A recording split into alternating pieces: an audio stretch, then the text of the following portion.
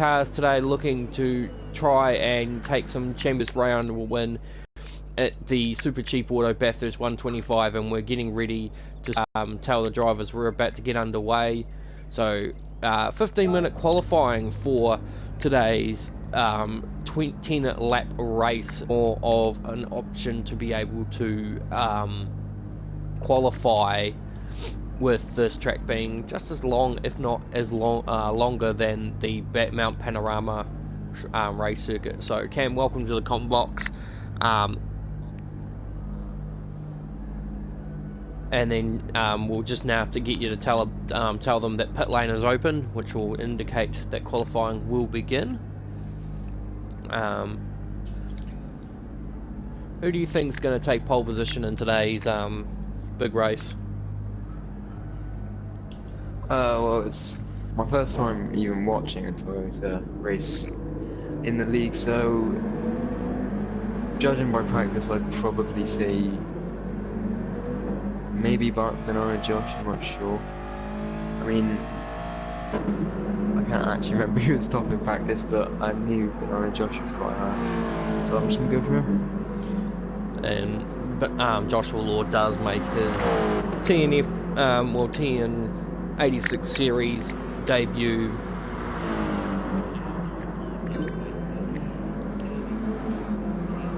And Tyler Beasley's just made his way in, so he'll just be in time to partake in qualifying.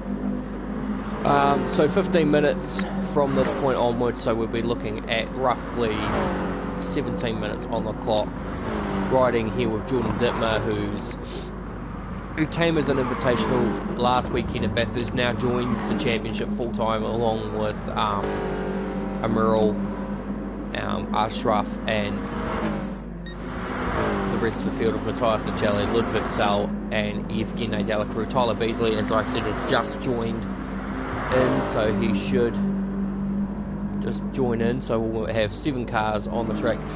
So just looking at the track in general, Cameron, what do you make of it? What do you think we're going to see today in the racing spec of things? I mean, obviously you're quite close to the walls throughout the entire track, so I wouldn't be surprised to see quite a few incidents in this race that might affect where everybody finishes. Yeah, it's definitely it is the closest thing we could find to a street circuit without having to resort back to going to another one of the variations of the Tokyo Expressway, as Evgeny fantasy to move on Jordan there, and Jordan politely parted the seas to allow him through. So here's Tyler Beasley on shot, still running a very bland livery at the moment, but I'm sure by coming by the next round at the Nürburgring we should see a more completed version.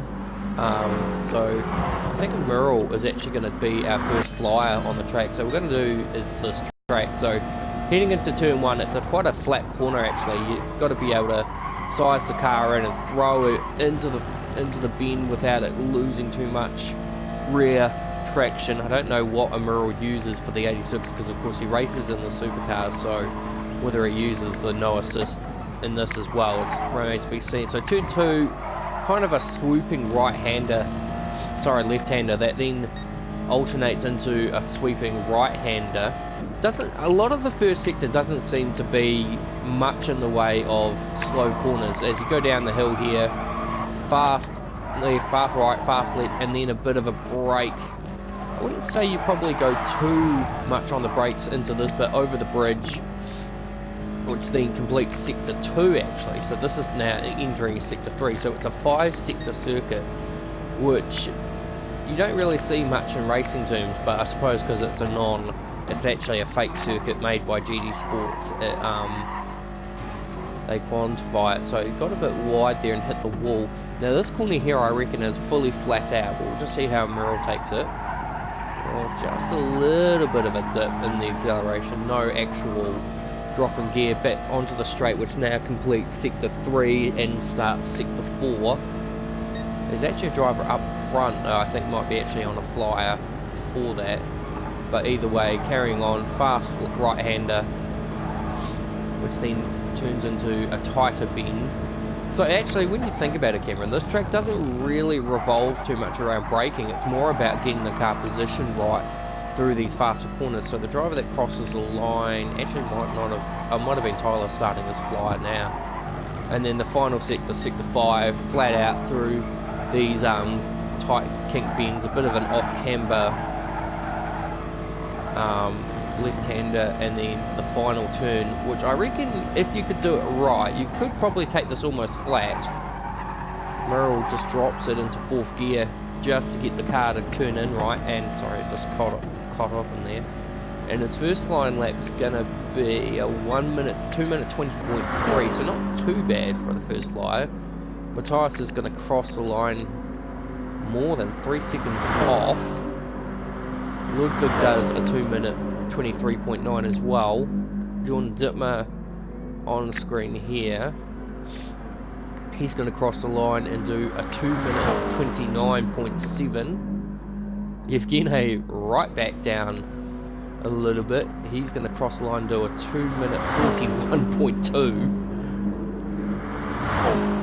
And Merrill can't stop sneezing apparently. And here's Joshua Law on the screen.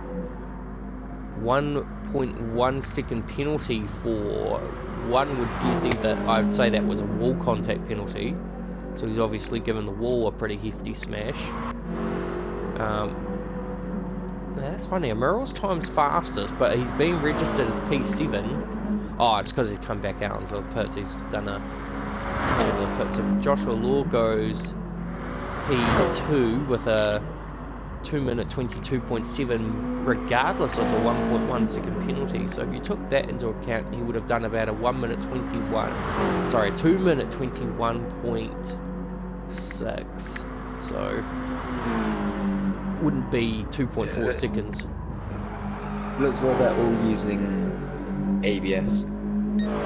Yeah, it's one of the most common things everyone uses in GG Sport, because unlike F1, ABS off in GG Sports is a complete nightmare, so it's not the easiest assist to turn off. But that's also on the account that different cars, different makes, you could probably turn them off in the Super Formula series and you wouldn't have as much drama. But with a touring car or a GT spec car as these are, they just don't tend to enjoy not having ABS. So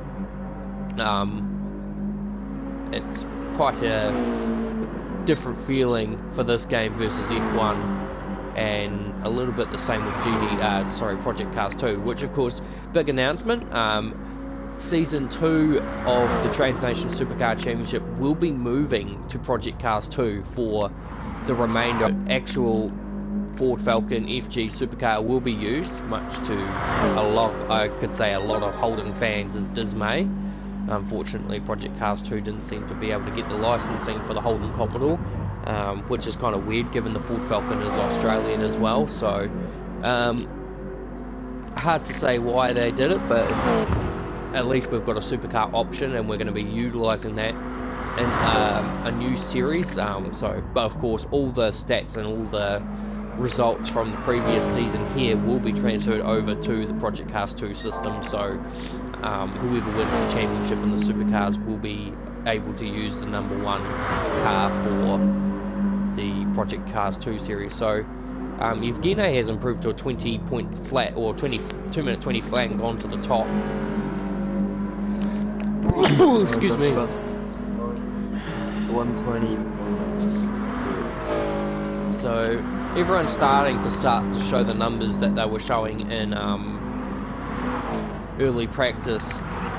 I think Matthias was like the one on top of the 2 minute 18.8, so 2 seconds off the current best.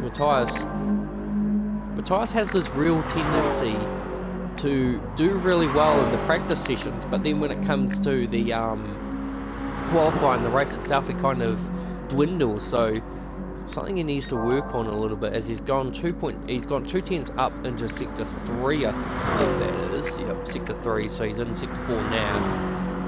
So 2 tenths up in sector 4. We'll keep on this for a minute and just see what he does.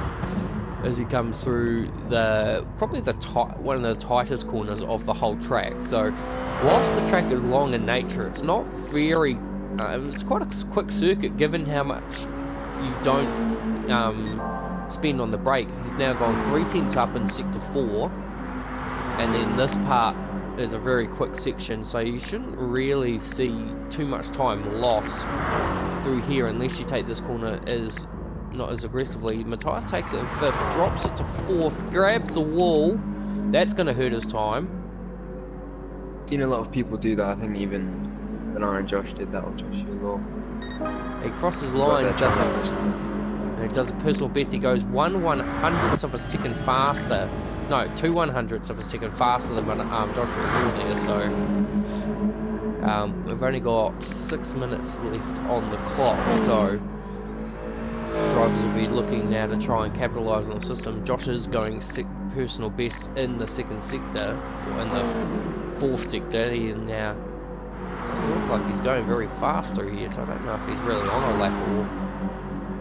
Although in saying that, if he wasn't on a lap and he went personal best, that would be quite an interesting statement there. But so let's see as he approaches the last turn. It does seem like, yeah, it does look like they are trying to find the limits there, but it's not warranting too much gains as Josh will cross the line now. He does a 21.6, so not really on that lap. Who's going to be the next driver roughly to do a lap? Tyler Beasley in P6 at the moment with a 2:24.8 to his name. Jordan down in P7 with a 2:25.7 on his name. Jordan showing everyone yesterday he was able to go in the 12s, of course doing it in time trial, which doesn't just give him indication there's 5 minutes left on the clock. So we'll just proceed onwards. Waiting to see the next driver on the lap. Joshua Law's just gone the fastest in the 1st sector. We'll see what he carries through into sector 2. Personal best in sector 2, so he's lost a bit of time in the next sector. So we're just waiting. I think Matthias will be the next driver to actually set a flying lap again. So a 2:20.22, a 2:99 is his personal best at the moment. He's chasing a 2:20 flat. How does he approach the last turn this time? Again with the grabbing of the fence. He really does. He could definitely knock off a couple of times if he didn't hit that wall. He's still going to make no improvement. So, yeah, so he is shaving a lot of time by doing that. So he needs to. Oh, it looks like Josh has gone fastest again through sector 3. So looks like he's made up what time he's lost in the 2nd sector. Yeah, I definitely would say that this corner that Josh has just been through is definitely the tightest corner of the whole track. Probably the corner that you spend the most time on the brakes with as he goes through. He does another personal best in the 4th sector, so seems to have quite a bit of speed through the 1st and the 3rd sector, but then the 2nd and the 4th don't seem to stack up quite as well. Let's see what he's like in the 5th sector, which if he improves on, it would then mean that he's obviously improving on all the odd number sectors. He crosses the line. It's going to be a 2:20. No, it's a 2:19.6. So first driver into the 19s, Joshua Law. We'll see if with only 3 minutes now left on the clock. Pretty much this will be everyone's last chance for a lap, as Yevgeny has actually gone personal fastest 2nd sector of the session. He's coming up, actually Matthias looking at the screen there, so we'll keep an eye on this one because this could get interesting because Yevgeny on a lap. Matthias is on a lap 2, but I don't know whether that's going to impact too much as Yevgeny now goes into sector 3. 2/100ths of a second fastest in sector 3, so he's pushing, but he's got to be careful because even the tiniest little mistake right now could mean the difference. So I'll get you to just give them a 2-minute warning. So pretty much 2-minute warning, final lap for everyone.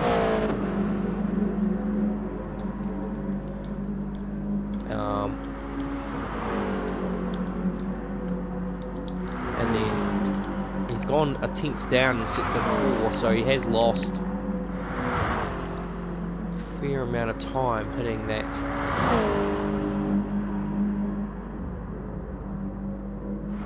So Evgeny rounds the last turn, much nicer move. He should gain a bit of slipstream here from Matthias's car. Actually, he'll cross the line 2 minutes 20.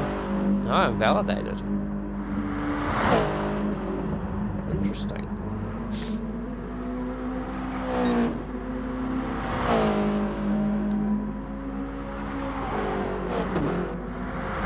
Doesn't look like there's much in the way of anything here, so I think Emerald will just make it across the line, so just coming on to a minute now left in the session, so pretty much now everyone has only got to do one more flying lap. Doesn't, oh, Tyler just catching Tyler's, getting his tyres nice and warmed up, probably a bit too much for his liking. Ludwig at the moment currently sitting, we'll just have a look at the live timing just so we can figure this all out. So Ludwig would currently sit with a 2 minute 23. He would actually sit behind Tyler at the moment, so top 4 all in the 20s, well, apart from Josh in the 19s, and then the rest are pretty much done. So that's pretty much qualifying now done. So if you want to tell them that session's over to finish their laps, we can then pretty much conclude it, because basically by the time everyone comes through, once you make the call, Emerald might have just got impeded there by Jordan actually, and Emerald was actually fastest in the second sector.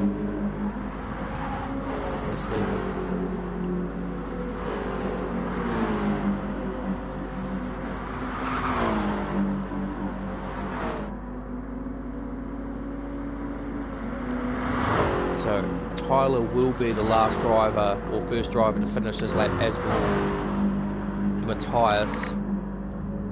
Could Evgeny here knock? Oh, bit of a squeeze onto the wall. There goes Tyler losing control on the line.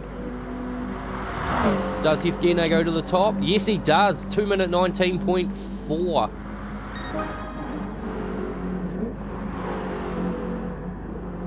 So Merle could be the beneficiary here to knock Evgeny off the top here.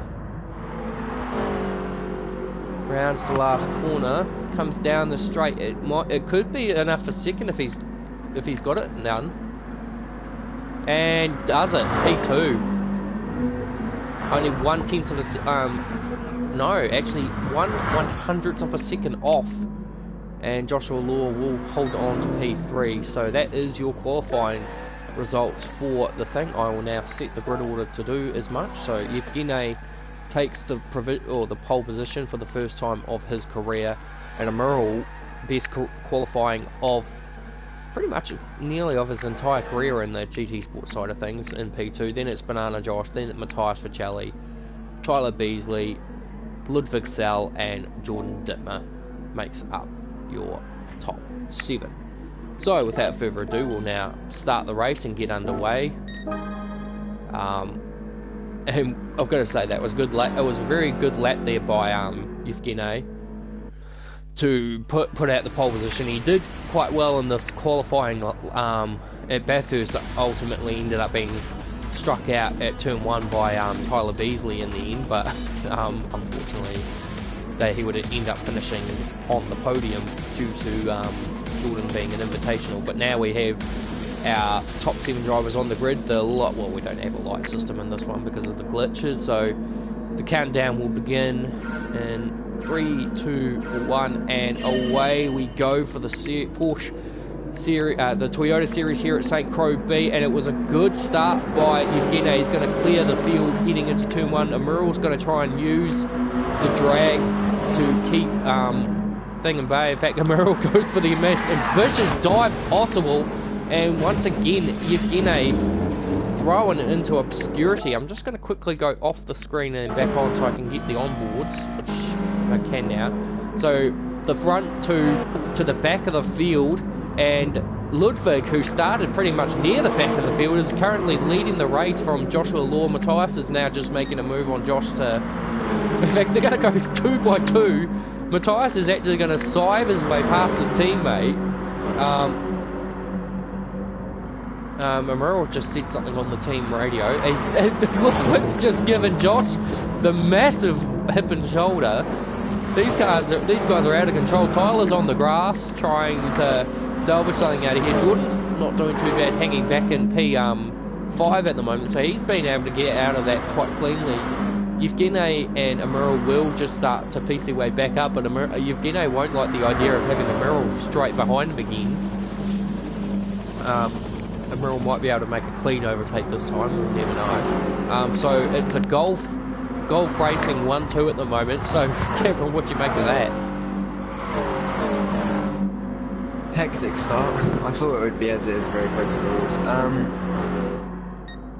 King Miro, well, I don't know his name, but he said he didn't really touch him, so it might have been a bit decent. But they'll probably just look to try and catch up back to that. And it's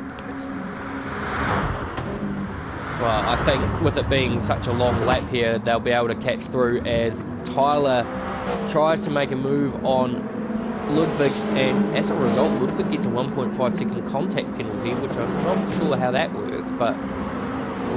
So Matthias already has a 2.7 second lead, so my theory about his race pace being off probably only seems to be sitting on the supercar stature, but that's also because of the time of day he's racing at. Banana Josh, or Josh Laura, has now moved up to P2. So it's Matthias Michelli from Joshua Law, Tyler Beasley, Ludwig Sal, Jordan Dittmer, Yevgeny, who's gone severely offline and is given this place up to Emeril, so Emeril to P6, and then Yevgeny makes up the rear. So the pole sitter not having the race he would have enjoyed, knowing he was starting at the front, but yeah, Matthias is just starting to stretch that lead out just ever so slightly. Just have a quick check of the time in real life. It is currently 8:23 in the morning, so that's actually not too bad for the timing spectrum. A couple of actual things is Tyler Beasley's now giving Joshua Law a bit of a hurry up in position for position 2. oh my god. Oh, and he's just Jesus Christ. That's the biggest whale into a wall I've ever seen, and he's lost actually so much ground. He's actually ended up to the back of the field, and part of me believes he might have actually just decided just to elect to give those places up so that he didn't cause any commotion through it all. So Matthias actually is losing ground. Josh is actually starting to pull some ground back into Matthias's lead here. So Josh's race pace is looking to be quite good, as is Emeral's. He's already clawed his way back up to P3 despite the first turn incident. So could see Emeril coming back for a chance at the race. He always said that he was better in the Group 4 cars. Never really saw the difference, to be honest. Maybe a bit more stability in the cars, especially when you're not using as always getting into the side of Ludwig a little bit there. Ludwig's just trying to defend his line. Yevgeny's now cleared Jordan, as has Tyler, so Jordan now drops back to the back of the field. But disappointed for Jordan, but given at the start of the Bathurst 125 he was all over the rear of Matthias, fighting for the lead for the first couple of laps, and then dropped down as Tyler uses as much of the track as he can possibly gain to get this move done on Yevgeny. Jordan still with a watching brief, could still capitalise on them having it off. So the field is still pretty bunched up despite the fact that all these battlers going on. So the gap between Josh and Matthias is dropping down to 1.8 seconds. So Josh is on a mission here to gain some momentum and get that position back. And there's still a bit of argy-bargy going on, as now Merrill has a 2-second contact penalty. He's all over the show trying to think he's trying to keep himself on the track at the moment. He's going to try and drop, in fact he is going to drop that penalty all the way down so that he can, and fair enough, I mean, well, he's got the race pace to do it. I mean, he's got the race pace to be able to do it. All he's doing at the moment is just stopping himself being able to win the race, but he's got the race pace to be able to just claw his way back up to P3 because it's all bunched up. 1.4 seconds, so Josh is just absolutely flying at the moment. Can't say much more about that. Ludwig still with the 14th penalty. He's under attack here from Yevgeny, and Amiral's going to try and make it 3 wide, but it doesn't work. In fact, he's going to give... Oh, he's just pipped Ludwig into the fence, but...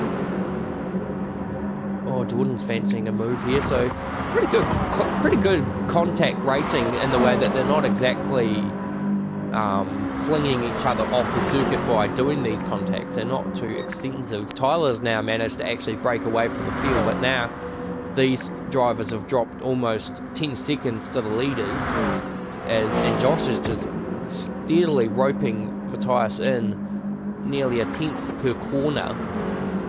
So I wouldn't be too surprised if we see Josh within, well, what we like to call DRS range of Matthias coming on to the next lap. So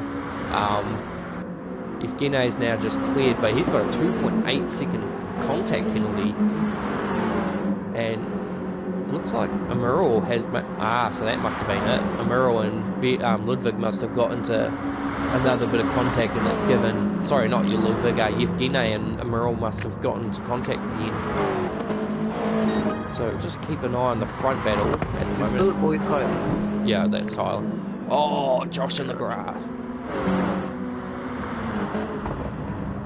Tyler will just be looking after his car now, trying to stay. Oh, the top. Okay, so the top 3 have all pretty much gone on the grass at turn 1. Everyone else seems to have managed to get through cleanly. So yeah, here we go. So Josh. Sorry. 2 seconds. Picked up a 2.8 seconds penalty somehow. Yeah, well, I was just saying he must have had contact with someone. Oh, I think Ludwig has just gone off.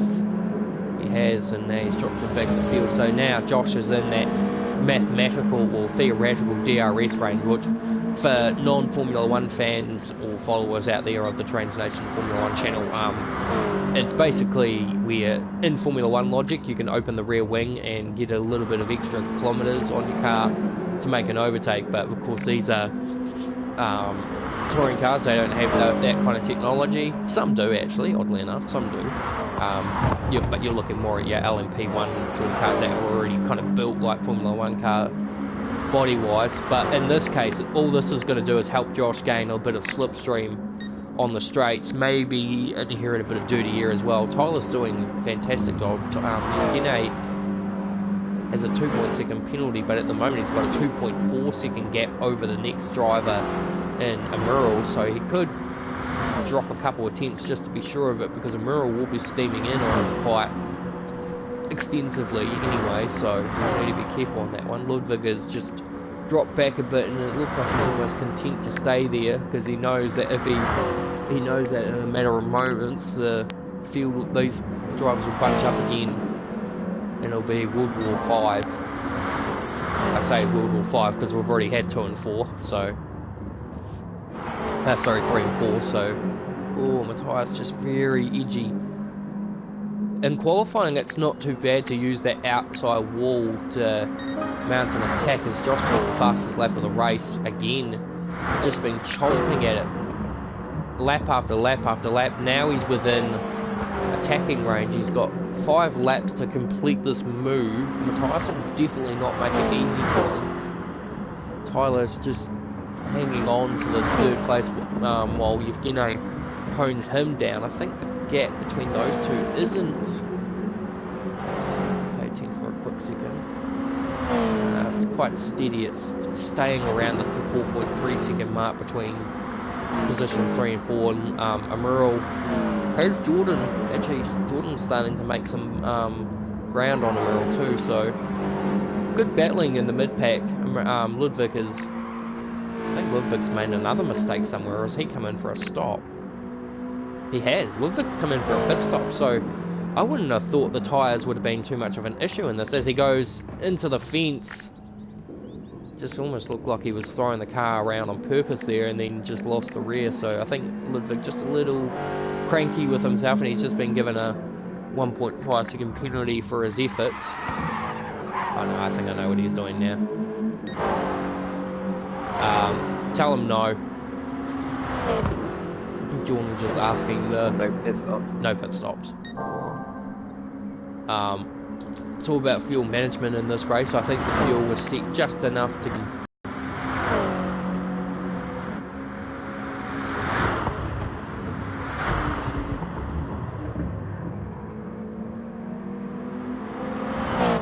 Just looking at the gaps. Sometimes yeah, Matthias has... keeping... Yeah, he's responded, so he's keeping the... He's actually responding. He's done the fastest fourth sector, so...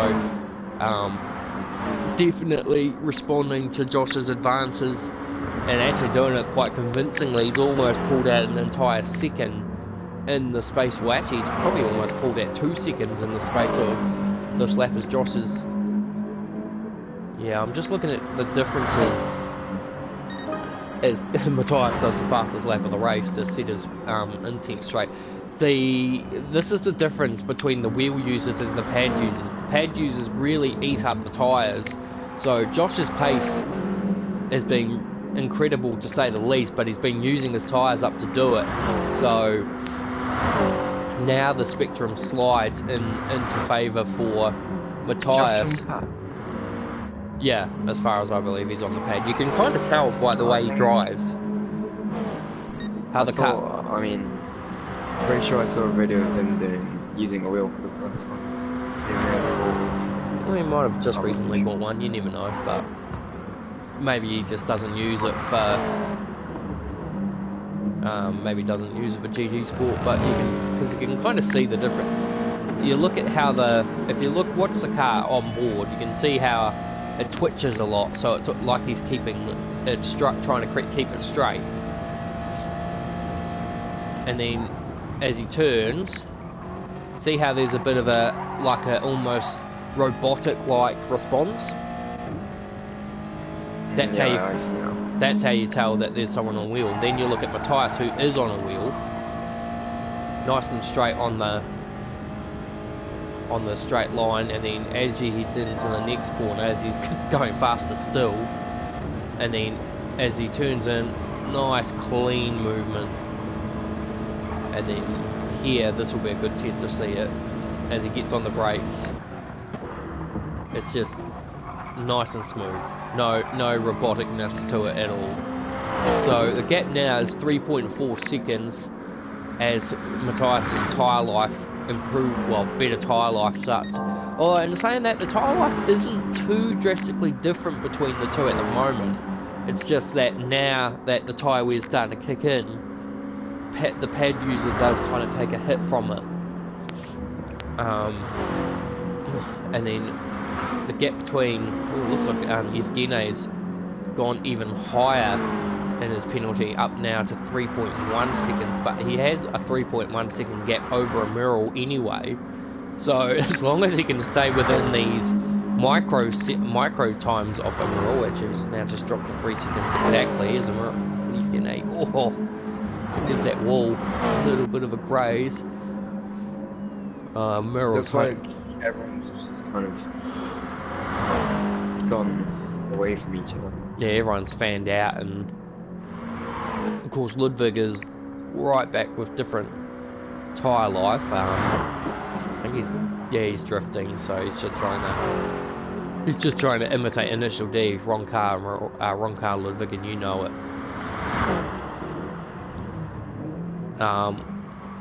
Jordan just looks like he's just hanging back because he knows he's going to get a 6th place out of this weekend.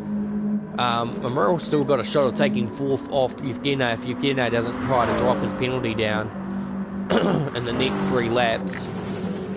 Tyler's done a good job. He should probably have done it. Oh yeah, had the gap.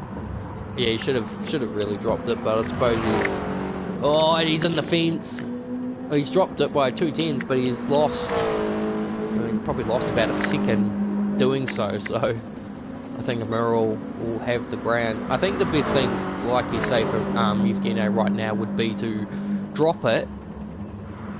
Well, he's trying to, a little bit there. It's drop it, let Merrill through, and then follow him. And then hopefully Merrill makes a mistake and he can capitalise on that.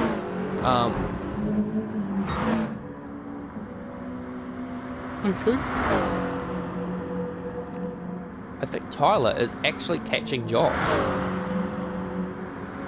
Not. Yeah, it looks like Tyler actually has worse wear than him, but just looks like yeah, Tyler looks like he's able to look after it. I think Tyler, I don't actually know what Tyler is on, to be honest. I think just trying to look at his, I'm looking at his driving pattern, but I can't see hints of pad, but I don't think he's on a, I'm not sure if he's on a wheel. I can't honestly remember. Of course, he'll probably tell us at the end of the race at the live stream what he's on, because he does watch it, so yeah, he's actually catching these guys quite, I don't know if he's catching Matthias, but he's certainly catching Josh quite extensively. The gap's now down to 7.4 seconds. I don't think, well, I mean, it is a pretty long lap, so it could be a battle at the end if Tyler keeps up this pace. Josh has done a personal best in sector 1. Looks like Jordan's in the pits. Yeah, the Guess tyre. he knows that the big won't catch him, so he'll just pit and cruise to the end. I think it could be a fastest lap attempt, but it could also just be his tyres were absolutely torn to shreds, and Merrill's is much worse as well. So Evgeny should be able to, in fact Evgeny has been more than able to pull out that gap back out to 3 seconds, so Merrill definitely struggling on those tyres. I would probably drop the penalty now and then you won't have to worry about it later. Well, at the moment it looks like Evgeny is more than able at the moment now to hold the gap. Tyler's tyre wear is much worse than Josh's, but at the same time, it's just, I was thinking that maybe Josh was fuel saving, but then Tyler's got worse fuel than him as well. So yeah, it looks like Josh is just struggling in general just to get these tyres to. Wait, he's caught up a lot to tyres. Yeah, Matthias looks like he's, Matthias has dropped some ground as well, so it looks like Matthias has made a mistake somewhere. Maybe he got a penalty and he just dropped it rather than held on to it, but the gap's now starting to eke back out. Unless Josh was saving fuel for a burst, but actually of the top three, Tyler has the best fuel economy, so not, and when you look at the function, it's not by a hell of a lot. Actually, yeah, I was just wondering if Tyler might have pushed his luck a little bit in that corner. So Evgeny 2.2 of a gap, but looks like Merrill's made a massive mistake, because now all of a sudden he's 17 seconds off Evgeny. Actually, if Merrill's not careful, he could, well, I mean, I don't know what Merrill's up to now, but if he's not careful, if Merrill decides he wants to pit the next lap and get off these tyres, he could lose P6 to Jordan, because Jordan's not too far off Merrill anyway. It's only 17 seconds, but it's rapidly dropping because of Merrill not really giving the race any more thought. The gap between Josh and Tyler has gone back out now to 8.2 seconds, so I think now Tyler's starting to see the effects of the tyre wear. And Matthias is still maintaining a 3-second lead. Looks like he could make it 2 from 2 in the Toyota series,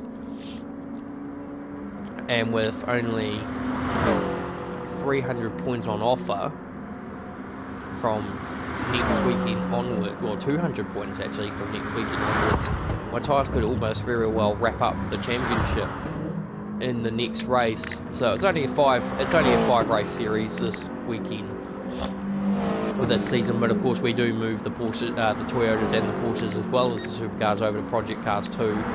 So it's a big transgression as. So yeah, Evgeny doesn't need to worry about his penalty anymore, but he could, I mean, if Tyler made a mistake, he could benefit from it, so he probably should drop it and then wait and see what happens as Matthias will now complete the final lap. In fact, Matthias is very close to lapping his own teammate right now. 'Tis the gap between them. Ludwig almost a minute behind Jordan. Must be quite an upset because he had like an amazing start. And Josh is still not quite convinced that he gap's 2.8, so he is pushing a little bit harder now. Just looking at the fuel, Tyler's got nothing left to give from the looks of it. Evgeny is still roping him in a little bit, but of course there's probably not going to be enough time for him to make a charge. Merrill coming down the last straight, he's got 14 seconds to Jordan. Jordan's still looking to see if he can do the fastest lap of the race, which is a 2:18.7, but at the moment he's nowhere near close enough to reach that. This one might be an improvement though. He crossed the line, no, 1.1 seconds off. It was a 23. Oh no, it was only a tenth off. It was a 23.3, and his personal best is a 23.1. So Ludwig's now just been given the blue flag for Matthias, and he's led his teammate through. I don't think he's going to go out of his way to make Josh's life difficult, because at the moment Matthias has got it easy. So the last thing he will want to do is get himself in trouble for obstructing a car that's not really in a position to make an impact. Just see what Ludwig does. Is he going to let Josh through, or is he going to try and hold it so that he can do a... No, gives it up straight away. I was going to say, was he going to try and make it a 1-2 across the line, even if it wasn't for position? Actually, the gap between Tyler and Evgeny has dropped quite a fair bit, but still won't be enough as Matthias rounds the penultimate bend and will go around the last corner to make it 2 from 2 in the Transnation 86 series.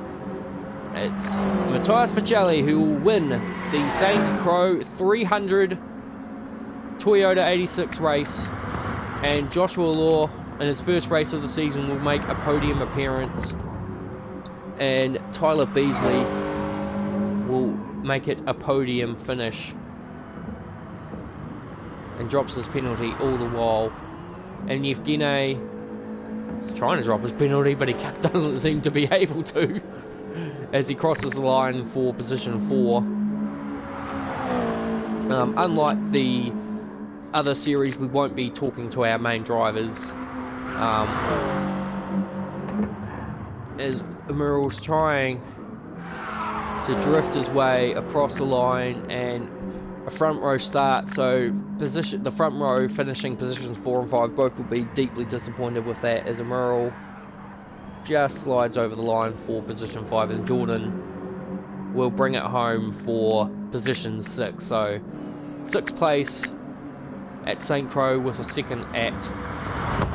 Oh, and he only just crossed the line too. He only just made it across with on time, so luckily, because he could have been not classified had he not. So great job there by Matthias Pacelli. Gone up 3 positions from the start in the fastest lap, so other than not qualifying on pole position, it was a pretty near perfect weekend for Matthias Pacelli. Cameron Betts, I thank you for joining me in the commentary box for today, and good luck in the Porsche race coming up very shortly. The Transnation Porsche Carrera Cup will be broadcasted in just over an hour's time, and then of course the Transnation Supercar Championship will be broadcasted a little later on. But for now, this is Brett Keenan signing out from the French St. Croix B circuit, and we'll see you again for the Toyota 86 Series at Germany for the Nürburgring Super Sprint.